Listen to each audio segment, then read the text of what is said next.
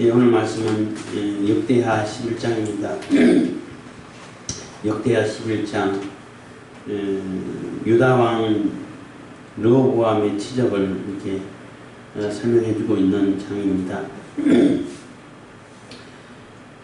남왕국 유다왕, 북왕국 이스라엘 이렇게 갈라졌는데 그 갈라진 그 원인이 물론 솔로몬이 하나님 말씀을 떠나고 각종 우상을 들어오고 자기의 지혜만 믿고 또 자기 인간적인 방법으로 정치를 하다가 결국은 하나님의 진노를 사서 나라가 갈라지게 된 원인을 제공했고, 또 결정적으로 르호보암이 그 북왕국의 대표로 한 여로보암을 비롯해가지고 옆지파 이스라엘이 와가지고 왕으로 다시 승인해 주겠다고 그 왕으로 그냥 그 당시에는 왕국이니까 그냥 왕국 받아야지 승인해 주는 거 뭐 어디 있어요. 그래도 우리는 그냥 따를 수 없다.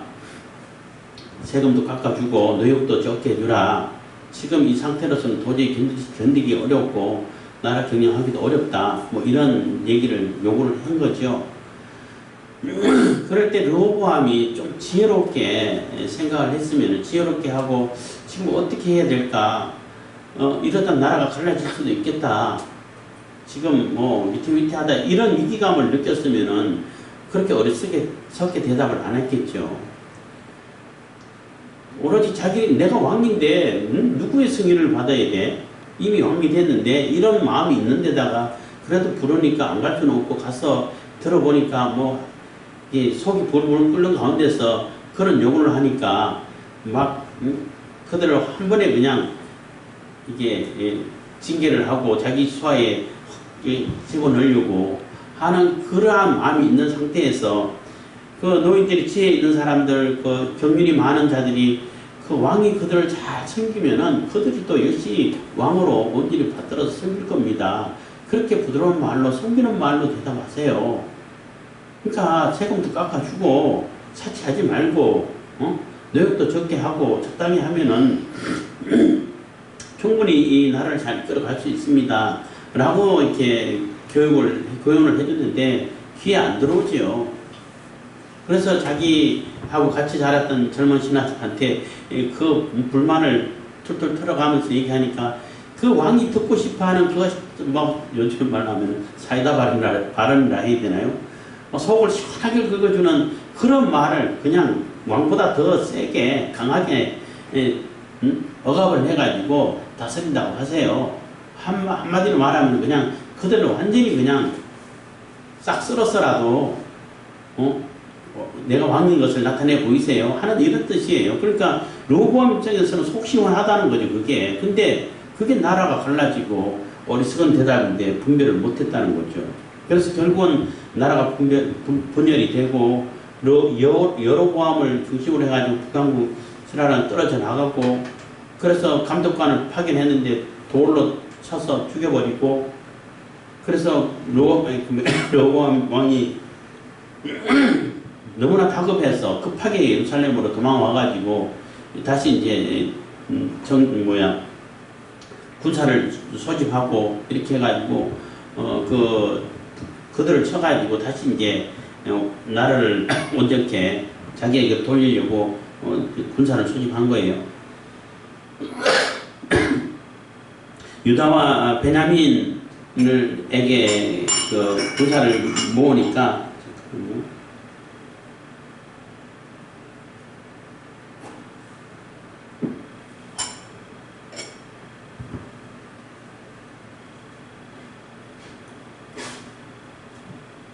유다 지파와 베냐민 지파는 갈라졌어요. 남북으로. 일부는 유다에게로 거의 다 들어왔지만 일부는 북왕국 쪽으로 속해 있게 됐는데 그래서 군사를 모집해갖고 치료하려니까 하나님의 선지자가 와서 그거 치지 말아라. 동족 간에 그 상잔을 벌여서는 안 된다. 싸워서는 안 된다 하고 얘기하고, 이것은 하나님께서 허락하신 거기 때문에 내게서 나왔다는, 하나님께로부터 나왔다는 얘기는 하나님께서 허락하셨다는 얘기예요. 분열을 그냥 승인했다는 거예요. 쉽게 말하면은. 그렇기 때문에 같이 싸워봐야 그냥 피해만 입을 뿐이지 아무 덕이 없다, 돌이킬 수가 없다라는 그러한 하나님의 메시지를 듣고 누구보면 그 말씀을 따라요. 따라서 이제는 나라가 이 반으로 갈려졌으니까 국력이 그만큼 반으로 줄어버렸잖아요. 그래서 또 이제 지혜롭게 그 각 성읍들을 중건하고 해가지고 방비를 튼튼하게 해요. 군사력도 다시 세우고. 그래서 주로 이제 북쪽을 향해서 그 성읍들을 건설한 게 아니라 블레셋, 애굽을 방비하기 위해 가지고 성읍들을 건설하고 아주 부강하게 다시 튼튼하게 만들었어요. 근데 그게 3년이라는 거죠. 12장에서는 교만해가지고 강성해지는 교만해가지고 하나님이 율법을 떠나가지고 또 이렇게 애굽의 침공을 받는 그런 얘기 나오는데 11장을 통해가지고 하고자 하는 얘기는 뭐냐면은 하나님 말씀 중심으로 하나님의 뜻을 받들어서 하나님 말씀에 순종하면서 이렇게 정치를 하니까 그 치적이 쌓이고 튼튼해지고 또 북왕국에서도 신앙을 찾아가지고 남왕국 쪽으로 막 들어오고 그들의 지혜를 모아가지고 같이 나라를 튼튼하게 하고 하니까 부강해진다는 거예요. 그리고 자녀들도 많고 번성해지고. 근데 하나님 말씀 떠나게 되면은 그렇게 방비를 해놨던 그러한 성읍들도 세워가지고 튼튼하게 해놔도 아무런 큰 힘을 발휘하지 못한다는 거죠. 12장에서는 애굽에 시삭이 쳐들어와가지고 다 이렇게 뺏기고 그 왕국의 보물 다 탈취당하고 이렇게 되는 얘기가 나오는데 3년 동안만큼은 정말로 부강하게 아무도 그 반 갈라져가지고 국력이 반으로 줄어들었지만은 이렇게 쳐들어오지 못하대로 하나님께서 지켜주시고 또 하나님 말씀 따라서 온전히 하다 보니까 북왕국에서 신앙을 찾아가지고 거기서는 우상을 숭배하라 그러고 제사장 직분도 그냥 제사장들 다 파면시켜버리고 자기 마음대로 일반 사람들을 통해가지고 제사장 시키고 하다 보니까 그 믿음을 따라가지고 온전히 하나님 신앙을 바로 지키기 위해서 제사장이라든지 그 신앙을 따르는 사람들이 다 남쪽으로 이렇게 내려와가 같이 합세하는 이렇게 점점 부강해지는 이런 모습을 보여주는 거예요. 6대기가 원래 제사장 관점에서 에스라가 제사장이잖아요. 관점에서 이제 기술을 하고 있는데 하나님 말씀에 순종하고 하나님 말씀 따라서 하나님 말씀 중심으로 무슨 일을 할 때에 치리를 하고 또 나라를 다스려가고 할 때는 부강해지지만은 그것이 훼손되고 하나님 말씀에 순종하지 않고 불순종하게 되고 하나님 말씀을 떠나게 되면은 그 튼튼했던 것도 다 무용지물이 돼서 굉장히 어려움 당하고 환난을 당하고 침략을 당하고 이런 모습을 계속 반복해서 보여주는 거예요. 그래서 결국은 뭐예요? 그 에스라가 쓰고 있을 당시에는 포로에서 기원해갖고 이제 막 시작해야 되고 다시 읽어야 되고 다시 건설해 가야 되고 정체성을 찾아가야 되고 하는 이러한 독자들인데 그들에게 하는 얘기가 그들에게 하고 싶은 얘기가 그거예요. 지금이라도 하나님 말씀 중심으로 하나님 중심으로 하면 다시 세울 수 있다. 이렇게 하나님께서 튼튼하게 세워주신다. 라는 것을 보여주는 거예요. 그렇지만 하나님 말씀 떠나게 되면은 그렇게 튼튼했던 그러한 솔로몬 왕국도 결국 갈라지게 되고 르호보암도 3년 동안은 아주 강성하게 튼튼하게 번영을 하고 또 북왕국에 있던 사람들도 같이 모여갖고 더 합세해가지고 지혜를 모아서 튼튼하게 세워가지만은 교만해가지고 튼튼하고 또 이게 부강해지면은 사람이 교만한가 봐요. 보통 사람들이 다 그런가 본데 그렇게 교만해서 하나님 말씀 떠나면은 또 이렇게 침략을 당해가지고 어려움 당하고 이런 모습을 보인다는 것입니다. 그래서 그 당시 독자들에게도 그렇고 요즘 우리에게도 마찬가지겠지만은 항상 하나님 말씀 중심이 될 때에 우리의 갈 길을 찾을 수 있게 되는 것이고 우리가 뭘 해야 되는지 알게 되는 것이고 우리가 어디로 가야 되는지 또한 분별할 수 있게 된다는 거예요. 그러니까 그러다 보니까 더 튼튼해지고 강성해지게 되고 하나님도 보호해 주시고 하나님 보호해 주시면 더 강하게 되죠. 이런 것을 얘기해주고 있는 것입니다. 그래서 오늘 11장은 그러한 내용이 잠깐 들어있고 무슨 성읍을 이렇게 지었는지, 또 그 이렇게 후손이, 르호보암의 후손이 또 어떠한지 이렇게 적어주고 있습니다. 11장 1절입니다. 르호보암이 예루살렘에 이르러 유다와 베냐민 족속을 모으니 택한 용사가 18만이라. 이스라엘과 싸워 나라를 회복하여 르호보암에게 돌리라 하더니 여호와의 말씀이 하나님의 사람 스마야에게 임하여 가라사대 솔로몬의 아들 유다왕 르호보암과 유다와 베냐민의 이스라엘 무리에게 고하여 이르기를 여호와의 말씀이 너희는 올라가지 말라. 너희 형제와 싸우지 말고 각기 집으로 돌아가라. 이 일은 내게로 말미암아 난 것이라 하셨다 하라. 하신지라. 저희가 여호와의 말씀을 듣고 돌아가고 여로보암을 치러 가지 아니하였더라.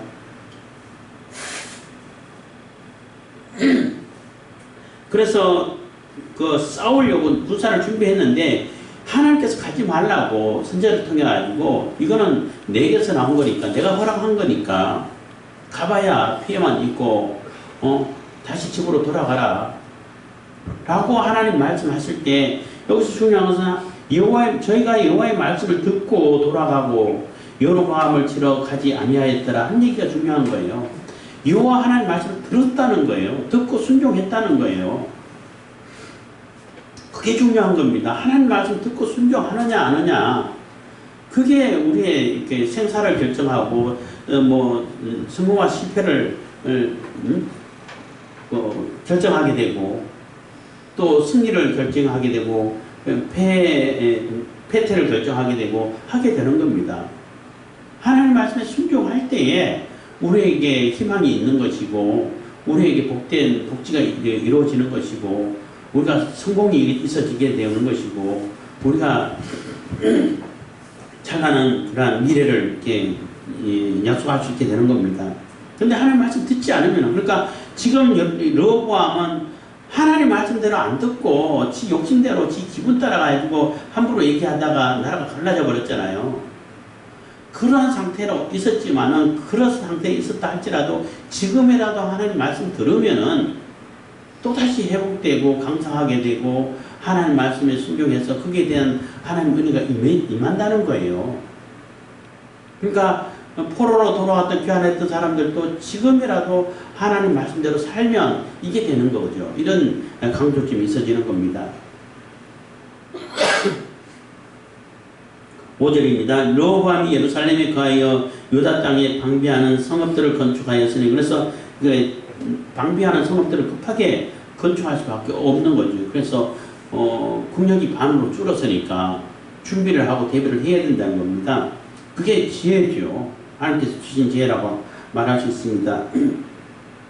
6절 곧 베들레헴과 에담과 드고아와 벳술과 소고와 아둘람과 가드와 마레사와 십과 아도라임과 라기스와 아세가와 소라와 아얄론과 헤브론이니 다 유다와 베냐민 땅에 있어 견고한 성읍이라. 그래서 이 성읍들의 위치를 보게 되면은 서쪽과 남쪽이에요. 북쪽을 향해 가지고 방비한 게 아니라 이스라엘 자기 동족 그 나라를 북왕국 이스라엘을 대비하고 전쟁 준비한 게 아니라 블레셋, 애굽 이런 나라들에 대한 그 방비를 하고 있는 그러한 성읍들인 거예요. 그 서쪽과 남쪽에 있는 성읍들이니까.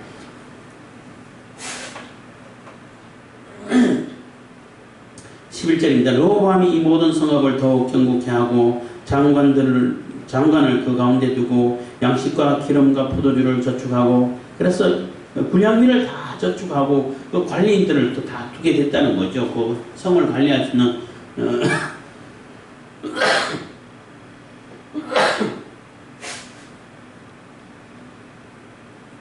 성규라고 그래야 되나요? 하여튼 12절 각 성읍에 방패와 창을 두어 심히 강하게 하니라. 유다와 베냐민이 르호보암에게 속하였더라. 그래서 유다와 베냐민 두 지파를 가지고 아주 튼튼하게 방비하고 또 강하게 심히 강하게 했다는 것을 하나님께서 강하게 해주셨다는 겁니다.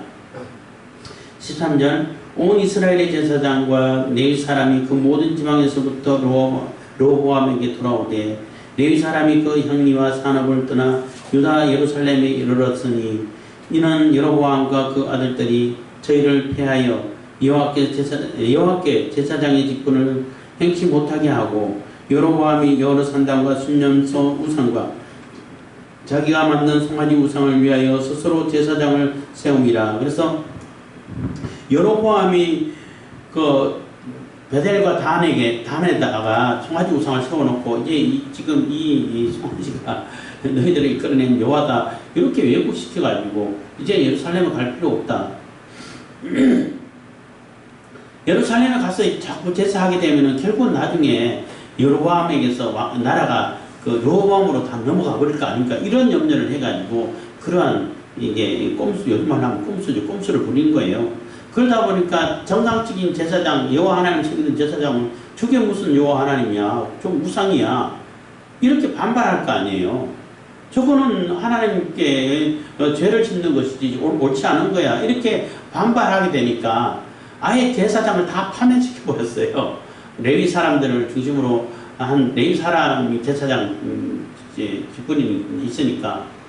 그래서 반발하고 옳지 않은, 그러니까 그것을 일이 제기하는 그러한 제사장 다 파면시켜버리고 일반 백성들 하고 싶은 사람들 손들어 해가지고 있으면 다 제사장 시켜버리는 거예요. 그러니까 거기서부터 이제 완전히 왜곡되고 신앙이 왜곡되어 버리는 거죠. 북왕국 이스라엘은. 그래서 그 하나님의 참 신앙을 따라가지고 남한국 쪽으로 다 넘어오는 거예요. 이 모습도 하나님 말씀에 순종하고 하나님 말씀에 그래도 싸우지 말라고 하는 그 말씀 따르고 말씀 중심으로 살고 하니까 이게 그 말씀을 따라서 온전한 말씀에 순종하기 위해서 그 참신앙을 지키기 위해 가지고 다 모여드는 모습을 이렇게 그려주고 있잖아요. 기록해주고 있잖아요. 그래서 하나님 말씀 중심이 되었을 때는 주변에 있는 하나님 말씀을 그 중심으로 다 모여지게 되고 튼튼하게 되고 나라가 강성하게 된다는 거죠. 그걸 얘기해주고 있는 겁니다. 17절입니다. 16절 이스라엘 모든 지파 중에 마음을 오로지 하여 이스라엘 하나님 여호와를 구하는 자들이 레위 사람을 따라 예루살렘에 이르러 그 열조의 하나님 여호와께 제사하고자 한지라. 그러므로 3년 동안 유다 나라를 도와 솔로몬의 아들 르호보암을 강성하게 하였으니 이는 무리가 3년을 다윗과 솔로몬의 길로 행하였음이더라. 해서 3년 동안은 그래서 그 북왕국에서 내려온 사람들 그들이 또 지혜로운 사람들 많이 있을 거 아니에요. 하나님 말씀으로 살고자 하는 자들 그러한 자들 지혜를 다 모아서 또 서로께 또 방백들이라든지 책사들이라든지 이런 하나님의 지혜를 모을 수 있는 사람들이 다 그들의 의견을 따라서 모아서 이 나라가 강성해지가는 그런 모습을 보는 거예요.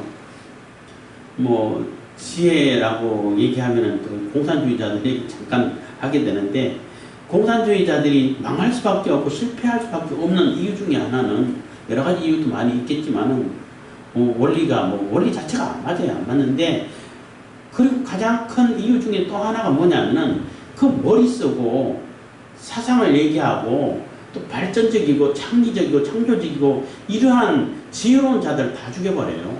왜냐하면 그들이 살아있으면은 말 안 들을 거 아니야. 이거 잘못된 건데요. 그거 안 돼요. 그렇게 하면 그 경제적인 시장 원리가 안 돼가지고 망할 수밖에 없어요. 소득주도 성장 그거 말도 안 되는 겁니다. 말이 마차를 끄는 거지.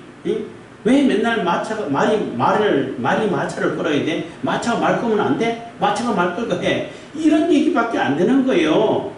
그거 정말 웃기는 얘기잖아요. 코미디지. 그러니까 그게 안 된다고 얘기를 하잖아요. 경제적으로 지혜가 있고 또 전문가가 얘기를 하잖아요. 근데 지난 5년 동안 전문가 말 완전히 무시를 해버렸죠. 말 안 들어버렸지. 그래도 우리는 그래도 자유민주주의 시장 경제 체제가 있고 그래도 자유민주주의 그런 법적인 그런 구조가 돼 있기 때문에 죽이지는 못했죠. 근데 모태동이라든지 북한의 김일성이라든지 이런 사람들은 다 죽여버렸어요. 베트남도 마찬가지고 그 캄보디아도 마찬가지고 캄보디아에서 킬링 필더 하는 그러한 상황이 있을 때는 저 사람 안경 끼면 다 죽여. 그래서 손을 딱 검사해가지고 손이 보들보들하면 다 죽여. 공부했다는 거예요. 손에 부등삽이 100개 있으면은, 아, 일한 사람이구나, 살려주고, 보들보들하고 공부한 티가 조금이라도 나면은 생각을 좀 뭔가 할 줄 아는 사람이라고 생각되면 다 죽여버렸어요. 그러니까 그 사회가 발전할 수 있겠어요? 응? 발전할 수가 없어요. 중국도, 중공도 마찬가지죠. 뭐, 러시아도 마찬가지지만, 소련도 마찬가지지만은, 기술자들, 잠수함 만드는 기술자들 다 죽여버렸어요. 근데 잠수함 필요하잖아. 그럼 만들어야 되는데 어떻게 만들어? 못 만들잖아.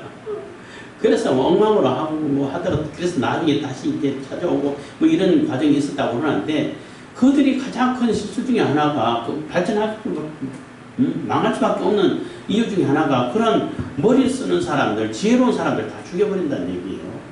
그러니까 망할 수밖에 없는 거예요. 물론 구조 자체가 안 돼.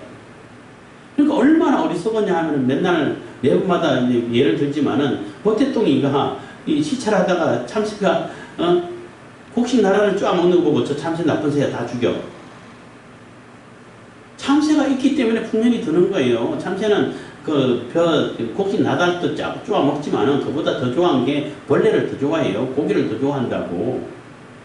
벌레를 잡아줘서 해충을 잡아주기 때문에 그만큼 수확을 내는데 그 매달 쪼아 먹는 걸 가지고 다 없앤다 하고 참새를 다 죽여버렸어요. 그러니까 뭐 풍년 들었겠어요? 10년 동안 흉년 들어가지고 쫄딱 망해가지고 사람들이 거의 뭐 1000만 명 가까이 죽었어요. 굶어 죽고 죽이기도 하고 합쳐가지고 1000만 명이 넘는 그런 사람들을 다 죽게 만들어버렸다고. 그러니까 그 사회가 발전할 수 있겠어요? 발전 못하지 당연히. 그래서 뭐 그때 청나라가 모태똥이 들어오기 전에는 그래도 GDP가 높아서 세계에서 중심이 되고 나름대로 경제적으로 끌어갈 수 있는 그러한 여건이 됐는데 모태똥이 들어오면서부터 그 GDP 다 깎아버려갖고 0.01%밖에 안 되는 그런 수준으로 떨어뜨려 버렸다는 얘기예요. 그러니까 그 사회가 발전할 수 있겠어요? 스스로 다 망하는 거지. 우리 사회에서 꼭 기억해야 되는 겁니다. 그래서 북왕국도 마찬가지. 남왕국 로보암이 하나님 말씀으로 하나님 말씀에 순종할 때에 그러한 지혜가 있는 사람들, 머리를 쓰는 사람들, 하나님 말씀에 중심 서 있는 사람들이 다 남쪽으로 내려와가지고 같이 의견을 모아가지고 나라를 강성하게 만든다는 거예요. 이것을 굳이 이렇게 기록해 놓는 것은 그게 정답이라는 우리가 살아가야 할 방향이라는 거죠. 포로귀환했던 그러한 이스라엘 사람들에게 지금 너무나 힘들고 너무나 될 수 있을까 하고 이렇게 막 절망하고 있고 실망하고 있는 그러한 이스라엘 포로귀환했던 후손들에게 우리도 할 수 있어. 하나님 중심되고 하나님 말씀에 순종하고 하나님 말씀을 따라서 하나님 말씀 중심으로 하게 되면은 이렇게 하나님께서 다 모아줘가지고 강성하게 되는 거야 라고 얘기해주고 있는 겁니다. 18절부터는 이제 로보암의 자녀들을 얘기하는 겁니다. 로보암이 18절 로보암이 다윗의 아들 여리모스의 딸 마할라스로 아내를 삼았으니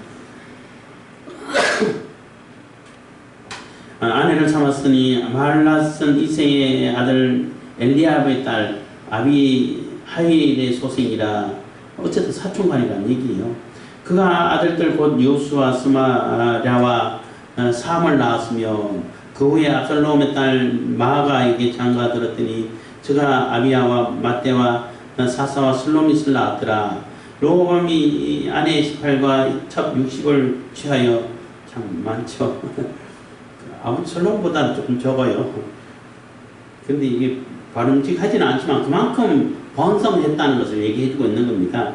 아들 28과 딸 60을 낳았으나 압살롬의 딸 마아가를 모든 첫째보다 더 사랑하여 마아가의 아들 아비야를 세워 장자를 삼아 형제 중에 머리가 되게 하였으니 이는 서로 왕이 되게 하고자 함이라. 23절 로보암이 지혜롭게 행하여 그 모든 아들을 유다 베냐민의 온 땅 모든 경관 성읍에 흩어 살게 하고 양식을 후히 주고 아내를 많이 구하여 주었더라. 그래서 처첩이 많은데, 그래, 아들을 많이 낳았는데, 자기가 가장 사랑하는 압살롬의 딸이라고 했는데, 손녀라고 말하면, 외손녀라고 말할 수 있어요. 일단 마아가가 제일 이쁘고, 마음에 잘 들어서, 그 마아가의 소생을 세워가지고 왕으로 삼고 싶은 거야. 그러니까 머리를 써서 왕궁에 놔두면 권력 암투를 할 거 아니에요. 그러니까 그 아비야만 남겨놓고 다른 사람 다 각 성에 흩어서 보내가지고 성에서 왕족인데 거기서 뭐 아주 그 힘없게 살겠어요? 그게 어떤 효과를 내냐면은 각 성에마다 왕족이 다 살아. 그러면 왕권이 얼마나 강하게 되게 되고 협력이 되겠냐는 거예요. 다 왕을 중심으로 협력할 수밖에 없는 그런 성급이 되겠죠. 그리고 보내놓고 편기 찡기지 아니라 뭐 양식도 후이 갖다 보급해주고 또 아내들도 해가지고 아주 사내들 불편하게 잘 이렇게 만들어줘. 그러니까 왕권이 별로 관심 없게 만들어버리는 거예요. 그러니까 아비야가 자기 아들 아비야가 왕 되는데 별로 이게 암투가 안 생겨. 이렇게 지혜롭게 했다는 겁니다. 그래서 하나님 말씀에 순종하고 하나님 말씀 중심으로 살아갈 때는 이렇게 지혜가 있고 나라를 부강하게 만들고 강성하게 만들고 이렇게 된다는 거죠. 그래서 11장에서는 그 얘기를 해주고 있는 거예요.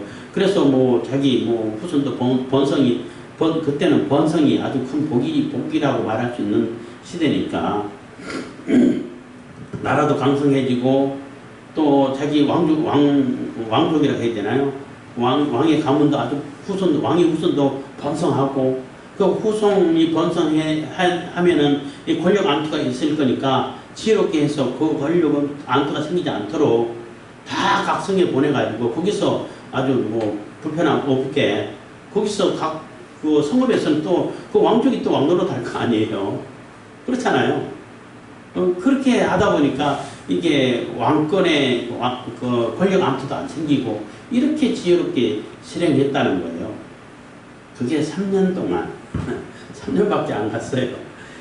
그래서 11장에서는 하나님 말씀 중심으로 살 때 지혜롭게 되고 강성하게 되고 부자가 되고 또 각 성을 튼튼하게 해가지고 외적의 침입이 없게 되고 막아지게 되고 모든 것이 선순환해가지고 하나님이 부강하게 만들어지는 이런 모습을 보여준다는 거죠. 그래서 이 책을 읽고 있는 후손들도 마찬가지고 우리들도 마찬가지인데 하나님 말씀이 중심되어 있냐 안 됐냐가 굉장히 중요한 거예요. 우리 사회도 개인도 마찬가지고 사회도 마찬가지고 나라도 마찬가지예요. 그래서 하나님 말씀 중심이고 창조 질서 중심이고 그래도 상식이 통하고 법치가 이루어지는 이런 사회가 복된 사회고 좋은 사회가 되는 거예요. 근데 지금 그것을 자꾸 깨뜨리려고 하죠. 자기들이 저지른 비리를 아무도 조사하지 못하게끔 조사해도 흐지부지 그냥 정신없도록 만들어가지고 자기들은 거기에서 다 빠져나가고 싶어서 아예 그냥 수사권 다 뺏어버리고 수사할 뭐 그러한 기관도 안 만들어 놓고 경찰에게 다 넘기면 안 그래도 경찰이 업무가 많은데 경찰은 초동수사 옛날처럼 초동수사하고 그래서 검찰에 넘겨주면 검찰이 보안수사 있는가 없는가 살펴보고 있으면 더 하고 이게 훨씬 더 이게 국민들을 위하는 것이고 국민들은 이게 2번 검사를 받게 되잖아요. 그러면 억울한 사람이 훨씬 더 줄어들죠. 이렇게 해가야 맞는 것인데 그게 올바른 제도였다라는 것을 지금 실감하고 있어요. 근데 그걸 다 뺏어버리고 안 그래도 업무가 많은데 검경 수사권 조정해가지고 지금 경찰들이 죽으려고 그래요. 수사가 제대로 안 돼. 그것만 해도 수사가 제대로 안 되는데 아예 그 검찰의 수사권 다 뺏어버리고 경찰에게 넘기면은 그게 제대로 수사가 되겠냐는 거예요. 그러니까 검수완박을 주장하는 사람들이 자기가 스스로 고백을 해. 만약에 진작에 검수완박 됐으면 자기는 그게 기소도 되지 않았을 거고 이게 재판 받지도 않았을 거라는 거예요.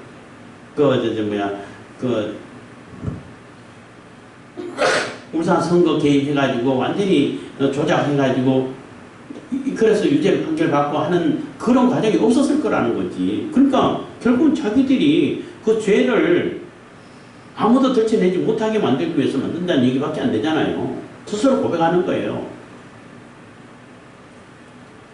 무슨 얘기가 또 이쪽으로 왔는지 모르겠네요. 그래서 정말로 하나님 말씀 중심이 되고 상식이 보편화되고 상식이 통하고 법치가 움직여지고 이런 사회가 그건 다 성경에서 나오는 거니까 그런 사회가 올바른 사회가 되는데 왜 그런 평등하고 보편적이고 당연한 그러한 사회를 자꾸 파괴시켜가지고 이상한 사회로 만들어가가지고 정말로 범죄가 드글드글 끓고 이 자국민들이 피해를 입고 이런 사회를 만들어 가려고 안 하느냐는 거예요. 자기 욕심 때문에.